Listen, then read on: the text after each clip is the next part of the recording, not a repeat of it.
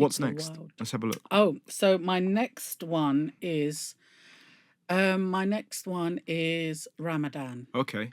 So during Ramadan, so Ramadan is like it's the holiest month in the Islamic calendar, and it's a beautiful month. Everyone looks forward to it. Do they? Yeah, That's we love interesting. it. It's like it's a reset. That's what I would describe it as. And what I love about it is that Ramadan feeling because you get like there's this beautiful feeling. I would call it in alignment. That's what I'd call it. So I feel like your mind, your body, and your soul aligns. It's such a beautiful feeling, and you feel so at peace. And like even things like eating, you eat for your body. I can't describe it. Like you eat, like I don't eat a lot of shit during Ramadan, and like I'm eating so clean and so good, and there's just such a serenity about it. And Because it's so interesting hearing you talk about it, because my brain would go, like we spoke about this earlier when you were saying that you yes, were fasting, and I yes, was like, do you mind if I'm going to have some coffee? Is that all right? But you were like, yeah, it's fine. yeah. But you were saying you don't have like mad cravings. Yeah, you don't. Like the water's the most important for me. So like yesterday, for example, we had to stop eating at like 4:25. So In the morning. in the morning, yeah, Yeah. a.m.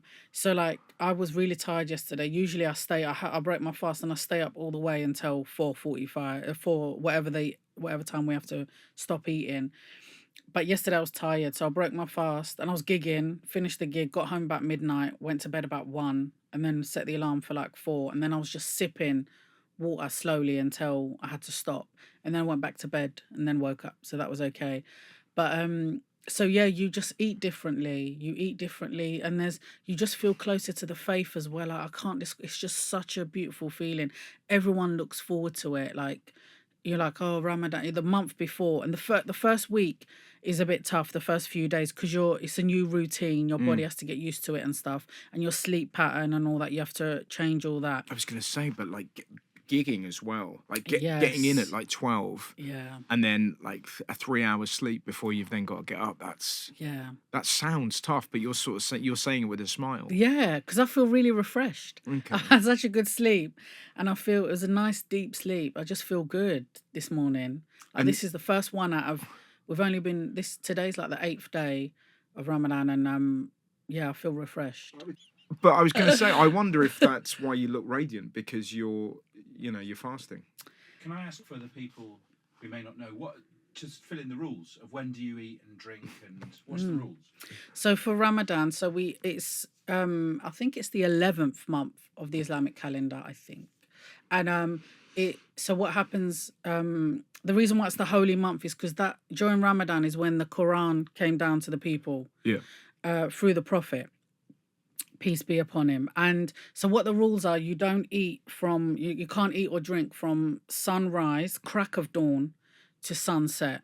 So it's the crack of dawn, the crack of dawn is like 2-3 hours before dawn.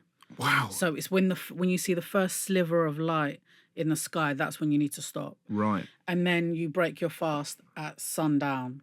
And can I ask a question? When you're younger, before you're used to this, Yeah. are you smashing as much food into yourself before the crack? Yeah. Yeah, Yeah, right. you Yeah. do, yeah. I was going to say, when you're if you're a 13-year-old, Yeah. you must be like, right, where's the crack? Yeah, like having it, like, because we're breaking our fast, we call it iftar. Iftar. And then like You break it with a date, is that right? yes, a date and milk. Yeah. And or if you don't have that, then it has to be something that's not cooked or Right. like man-made, like for example, like water or juice. Yeah. Or just something that's not cooked. Just break your fast with that, and then you can eat whatever you want after that. Right. So yeah, when I was younger, we used to do that, like have like 10 Mars bars, and my Yeah, mum's yeah, like, you yeah. are an animal, you learn nothing from this month, Yeah. and stuff like that. So and then as you get older, it's different. You start to realize, like even now when I break my fast, I'm very slow, like eating up. We make this soup, it's called harira, Yeah. and it's got like 30 things in it. It's got like chickpeas, meat, eggs, spaghetti, lentils, all this stuff, loads of stuff in it.